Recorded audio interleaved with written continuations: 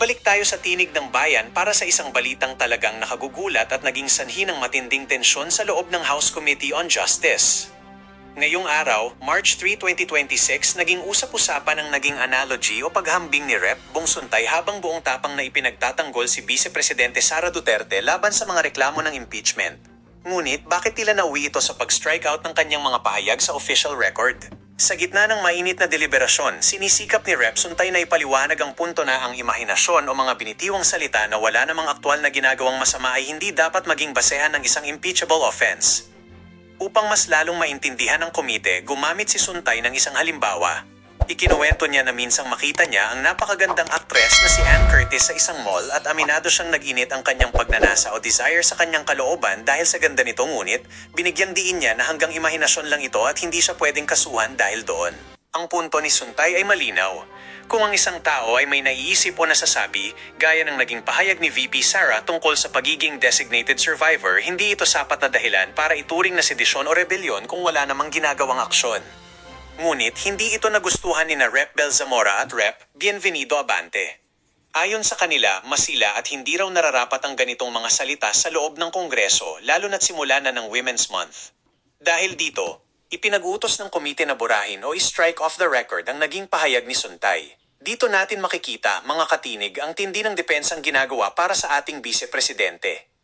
Bagamat naging risky ang naging halimbawa ni Rep. Suntay, ang mensahe sa likod nito ay mahalaga.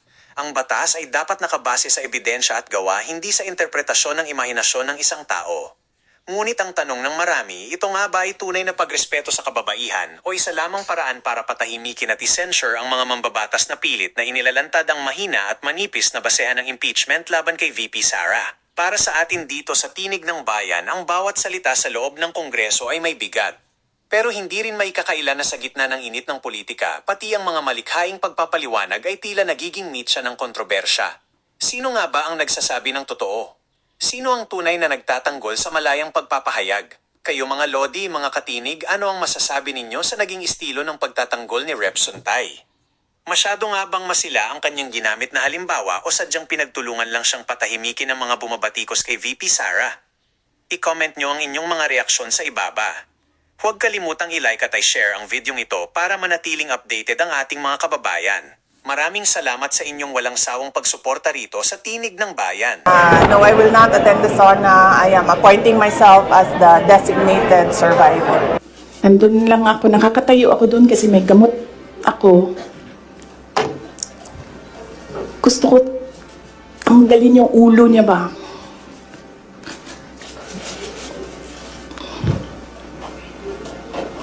I realized toxic na yung relationship.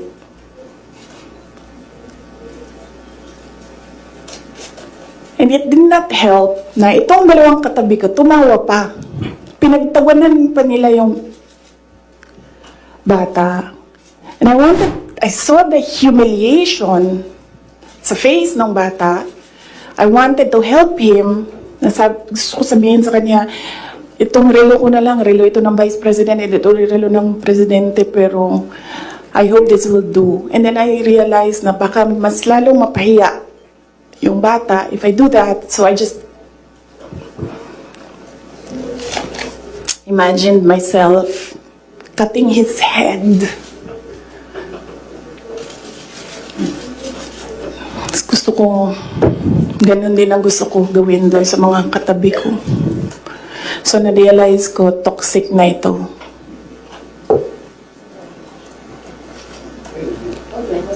When was that, ma'am? One of the graduation, hanapin niyo yung footage, makikita niyo doon yung muka ko. Tsaka muka niya. I-lip read niyo yung sinasabi niya. Why? You were in high school graduation, ma'am? Honorable po? Madam Chair, so again, since we were able to play these videos, we better understand the context of what had happened, what was said, and it is up to the committee to decide whether or not this is sufficient in substance. We are not debating whether or not there are grounds for impeachment yet. It's more of whether or not there's substance in what was submitted. And what we have is that she did attend those rallies. and that she did make these statements. And so, with regards to sufficiency and substance, it does seem that these are all included in the impeachment complaint. Madam Chair. The Honorable Suntay first, and then the Honorable Rodriguez. Thank you very much, Madam Chair. Well, as we could see, based on the videos, lalong-lalo na yung una, statement ni BP Sara doon, patuloy natin mahalin ang ating bayan, which is very telling ang kanyang disposition. Yung mga ibang videos, hindi ko na-explain because I will not be able to explain it anymore because I cannot explain it better than how my esteemed colleague Rufus Rodriguez explained it. Baka masira ko lang yung explanation niya kung tutulungan ko dahil maganda na yung explanation niya. Well, then dadako na lang tayo sa culpable violation of the Constitution. In the context of the Philippine Constitution and the ongoing 2026 impeachment proceedings, this proceeding, culpable violation of the Constitution is a high legal bar. It is not just about breaking the law, it is about a specific guilty breach of the fundamental law of the land. Kung ang pagbabasihan natin, yung mga pinakitang video, I don't think we will see any fundamental breach. The key word here is culpable, which implies a degree of perversity or guilt to commit this offense. The official must have acted with a deliberate intent to disregard the Constitution, which I believe is non-existing. Kung dadako naman tayo sa sedition at sasabihin natin, hindi, seditious yung mga ginawa, kahit na nakita naman natin na hindi. Ang mahalagang tanong sa batas ay hindi lang kung nagpunta sa rally, nanood, o may nasabi ang isang opisyal. Ang importante ay kung may aktual na ginawa o inutusan na illegal na gawain. Kung ang allegation ay nakabase lamang sa mga speech, sa rally at mga statements, political rhetoric, I don't think that it is seditious. Alam ng mga kaibigan natin sa Makabayan yan, madalas silang mag-attend ng rally eh. Pero kung salita lang at wala naman silang gagawing aktwal, then that is covered by their freedom of speech and is not seditious. Thank you very much, Madam Chair. Thank you. At this point, we recognize the Honorable Rodriguez. We thank the Honorable Brian Poe because it's clearer now, based on the footage, that the Vice President did not in any way call to arms our people to rise against the government. On the contrary, love our country. Because sedition, Madam Chair, as stated here under this particular ground that the Vice President committed sedition. Sedition is committed, Madam Chair, by inciting through speech. No, we never heard any speech there. Writing or action, revolt or insurrection against established government authority, nothing. So therefore, the first allegation that the Vice President destabilized the government has incited sedition is not, or insurrection, because in that rally, even the President, former President Duterte, was just saying, do not do all these things. Do not spend this or that, don't do these things. And very clearly, VP Sara did not speak there. So that's the first one. So therefore, how can there be an action for sedition? Next, Sara took part in the prayer. Yes, she was seen there in the prayer with Kibuloy, but she did not. She did not issue malicious statements to malign the legitimacy of the President. Nothing in that particular Section 11, Section 111.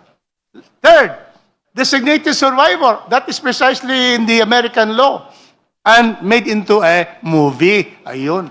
So that is something that is not a basis for impeachment.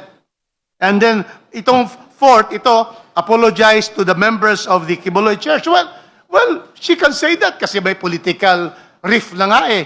That she therefore for campaigning and running with the President. That is her opinion after the falling out.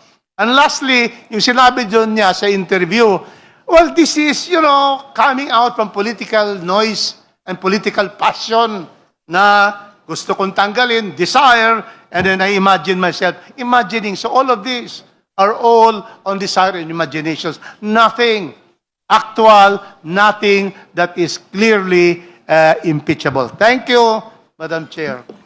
Thank you, Honorable Rodriguez. The Honorable Flores. Thank you, Madam Chair. Madam Chair, I just would like the endorser to clarify na based on the statements also made by Congressman Rufus na individually, taken individually, totoo na parang wala ngang inciting to sedition or seditious statements that were made. Pero taken together as a whole, di ba? Parang meron din eh. May foul din, no? Why would you be present in all these actions calling for this and that? No, but that's if we take it all together or collectively or as a whole, no? I would like to hear the comment of the endorser. Thank you, Madam Honorable Chair. De Lima. Yes, context is very important. So we cannot just deal with this based on the individual allegations, but the totality of it all. We cannot just downplay the presence of VP Sara dun sa mga rallies na yon na clearly ay naghihikayat tungkol sa yung continued existence of this government, of the president. Kasi nga, in those rallies, she never disowned, she never detached herself from those statements. Also, yung sa designated survivor, it's clearly galing po sa kanya yun. Hindi lang po ito interpretation ng media or interpretation of anyone else, but she herself says that she is a designated survivor. Anong ibig sabihin? Kapag dinedesignate mo ang sarili mo as a survivor, na parang ang wish niya ay may mangyayari, and ganun din sa decapitation. It's not a simple expression of a wish. It is also a threat. And it goes to the stability of government na meron siyang mga sinasabi, meron din siyang mga sinasaluhan na mga activities at mga rally na she was not detaching herself. Hindi niya dinidisown na yun ang mga sinasabi in those rallies. So you're correct, the Honorable Flores is correct, that this has to be taken in totality, the circumstances, those incidents. And the context is really very important in scrutinizing this particular ground. Thank you. Madam Chair. Madam Chair. The Honorable Nasal first, Short and then manifestation. Padiernos, and then Suntay. Madam Chair, allow me to put on record my observations on this sixth ground based on what we've seen based on the videos. The cited allegations do not on their face constitute impeachable offenses under Article 11, Section 2 of the Constitution. First, the statements attributed to the Vice President. Wala naman ho siya halos sinabi except for the last video na pinakita na parang yun na nga parang she was speaking kung ano yung gusto iniisip niya, no? Sinasabi lang po niya yung iniisip niya. Even if harsh or provocative, fall within the realm of political speech. To amount to rebellion or incitement, there must be a clear and direct call to imminent unlawful action. The complaint does not establish such imminent intent or overt acts. Second, mere participation in rallies or association with certain individuals is not unlawful. Guilt by association is not a constitutional ground for impeachment. The complainants must show personal commission of impeachable acts. For these reasons, the allegations rely on rhetoric and political characterization rather than specific willful acts that clearly constitute culpable violation of the Constitution, high crimes, or betrayal of public trust. Thank you, Madam Chair. Thank you. The Honorable Padiernos. Thank you, Madam Chair. Madam Chair, I just have a few questions for our endorser. Yes, because- the endorser is willing to respond. For our sixth ground, it is anchored on acts of political destabilization and high crimes of sedition and insurrection. So, sa batas po natin, these are, una-una po, political destabilization. That's quite vague. Wala po yan sa batas natin. And it's not self-defining. As to sedition and insurrection, they fall under the revised penal code. And as mentioned a while ago, pag revised penal code crimes po, kailangan po may criminal intent. I would just like to get the position of our endorser about sa lahat po ng sinabi ng ating impeachable officer. Can she point out ano po yung that would show there is criminal intent? Because nakikita ko po yung kusang po nagagaling si Kong Rufus Rodriguez, ay si Honorable Rodriguez. We have to know first, yun muna po, gusto ko muna po malaman from our endorser. Bolde Lima.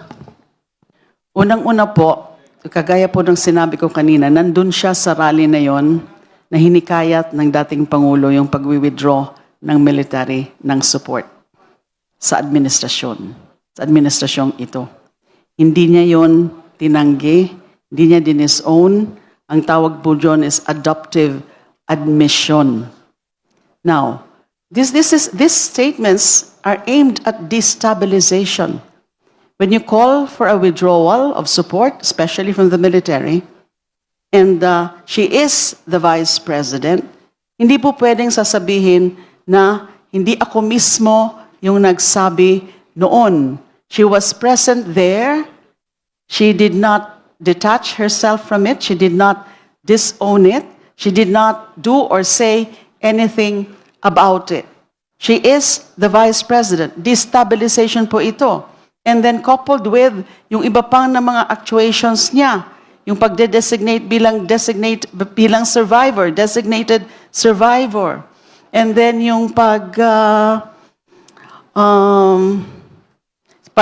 threaten, yung wish expression, a clear and blatant expression of a wish to decapitate the president. Doesn't those circumstances aimed at destabilizing the administration, and therefore it is an assault on the constitutional order? The intent is there when you threaten to decapitate, when you say that you are the designated survivor.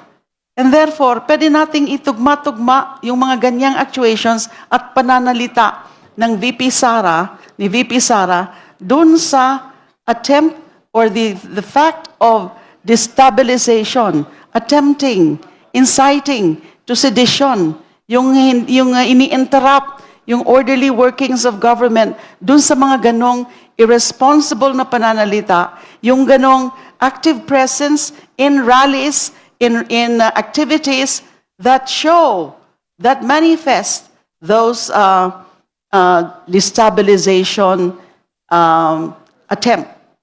So yun po ang aking posisyon. Meron po siya na mga circumstances, acts, and language to say or to prove that she aims to destabilize this government. Honorable Padiernos. So, Madam Chair, it would appear that the endorsers mainly anchoring the supposed statements sa destabilization and not the sedition and insurrection. Kasi very strict po yan. Clear po yan sa ating revised penal code and under our jurisprudence, yung mga elements po ng mga crime na yun. But nevertheless, I would just like to make Madam Chair, just to... Let us wait until thank you. Kong Padiernos is finished with his manifestation. I would just like to make a manifestation, quick manifestation as to ground 6. So, in determining if the ground 6 should be it constitutes an impeachable offense, the committee must test sedition and insurrection against statutory elements. The sufficiency inquiry is whether the complaint pleads specific acts beyond generalized political statements that satisfy those elements and are attributable to the respondent. So, I would just like to tell our committee members in deciding whether this ground should be constituting an impeachable offense. Na tingnan po natin kung talagang may elements that constitute that crime. So yun lang po, Madam Chair, and maraming salamat po. The Honorable De Lima would like to respond to the manifestation of Honorable Padiernos. Yes, just to point out the fact that it's not only destabilization, it's inciting to sedition. And she was present there. She did not do anything. She did not disown it. That is the principle of adoptive admission. Thank you, Madam Chair. Thank you. The Honorable Suntay. Thank you very much, Madam Chair. Whether individually or collectively, looking at all the videos shown, there can be nothing seditious that can be attributed to the Vice President. In fact, there is nothing for her to denounce, no statements to denounce. Because we cannot attribute statements made by other people to the Vice President just because she was there. Then we have to do it with everyone who is there. Lahat na lang ng present. Sabihin natin, we should attribute that statement. So, mere presence in the rally does not make her actions seditious. That is very clear. Alam mo, yung tama naman yung sinabi ni Kong Rufus, yung statement as being the designated survivor, it's not illegal, it's not criminal. In fact, it's a process in the United States. Mere utterance na I'm designating myself. In fact, hindi nga pwede yun eh. Can you designate yourself without a process? Sinabi lang niya yun. Siguro magpapatawa lang siya. And lastly, alam mo yung minsan, nasa Shangri-La ako, nakita ko si Ann Curtis. Ang ganda-ganda pala niya. May desire sa loob ko na nag-init talaga. Na-imagine ko na lang kung anong pwedeng mangyari. Pero siyempre, hanggang imagination na lang yun. Pero, di naman siguro ako pwedeng kasuhan dahil kung ano-ano yung na-imagine ko eh. Thank you very much, Madam Chair. The Honorable Zamora. Madam Chair, I would like to have those statements stricken from the record. Madam There Chair, is Happy nothing Women's Month. sexual dun sa sinabi ko. Nothing immoral. It's just, I said, may na-imagine ako. I think there is nothing wrong. Nevertheless, Madam Madam Chair, Chair. I want that deleted in the record. Can the chair hear the proper motion towards I striking make a motion, out from the Madam record? Chair.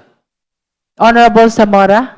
Madam Chair, I move to strike those statements from the record. Objection, Madam Chair. There is a motion to strike out from the record the earlier manifestation of the Honorable Suntay about his imagination upon seeing Ann Curtis.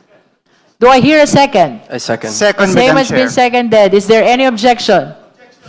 Objection, Madam Chair. There is a motion to strike out from the record the earlier manifestation of the Honorable Suntay about his imagination upon seeing Ann Curtis. Do I hear a second? I second. Second, Same Madam has been Chair. seconded. Is there any objection? The same has been objected to. Let us now divide the House. Those who are in favor of the motion, please raise your right hand.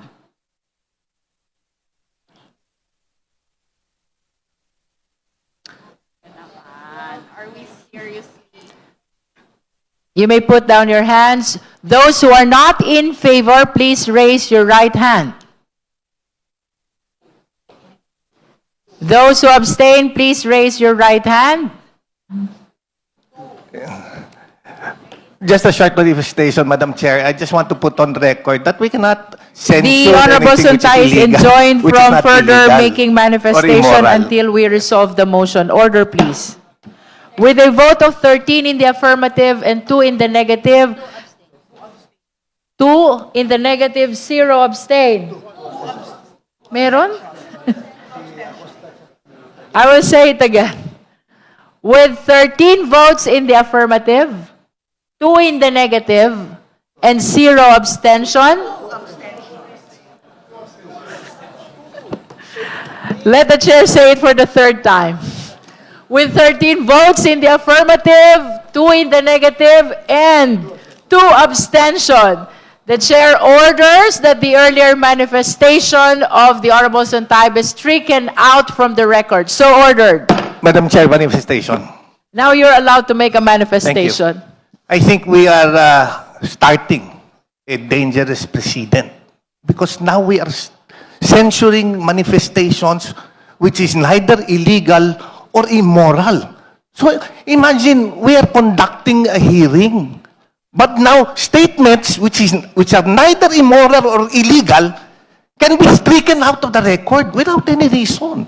I think that's a terrible Madam precedent that Chair. we're starting. The Honorable Thank you. Zamora. With all due respect to my friend, Congressman Bong Suntay,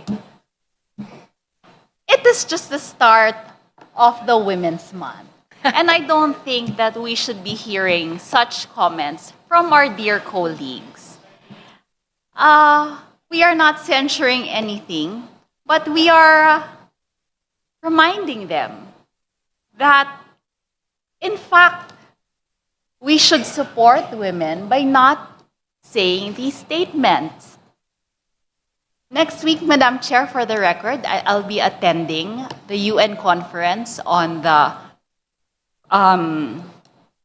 Commission, 70th Commission on the Status of Women. This is, I'm sorry, Madam Chair, I just wanted to say this.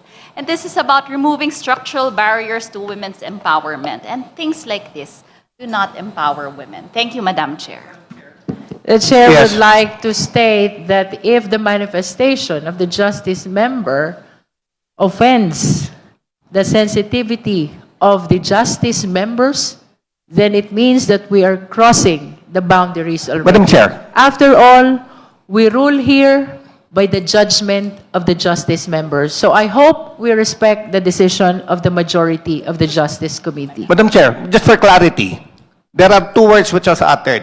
I want to know, which was offensive? The word desire or the word imagination? Madam Chair, point of order, Madam. The Honorable Suntay is reminded that Point of order, Madam Chair. Point of as order. to whether or not the manifestation is indeed No, because suggestive I just of want to know what is morality. being... Order, please. The Point chair of order. is I'm addressing the committee. I'm raising a point of order, Madam Chair, on the basis that... Please let the chair finish with her statement. As to whether or not the manifestation of the Honorable Suntay is offensive of our morality is a judgment that belongs exclusively to the justice members. I think the majority have spoken already. Madam The Chair, Honorable Adjong is Thank you, Madam Chair. recognized. I'm raising a point of order on the basis that the issue has already been acted upon by the committee.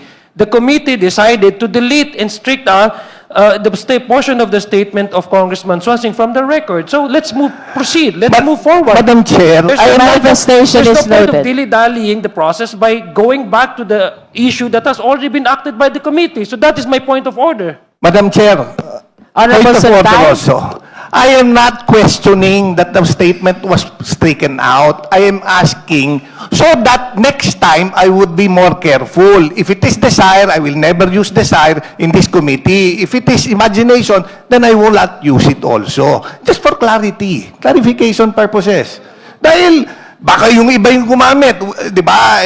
Dapat they should be forewarned also. So Madam that's why Chair. I'm asking. To conclude our discussion on the There was earlier a manifestation of the Honorable Suntay, the Honorable Adjong is correct. The same has been ruled upon, and let us all be reminded, it is the majority that rules in this committee. Let us conclude the discussion on that manifestation. At dyan nagtatapos ang usapan natin ngayon. Kung may gusto kang idagdag o reaksyon, i-comment mo lang sa baba. boses mo'y mahalaga. Huwag kalimutang i-like, share, at subscribe para sama-sama nating palakasin ang tinig ng bayan. Hanggang sa susunod, tandaan, ang may alam, may laban! Awesome!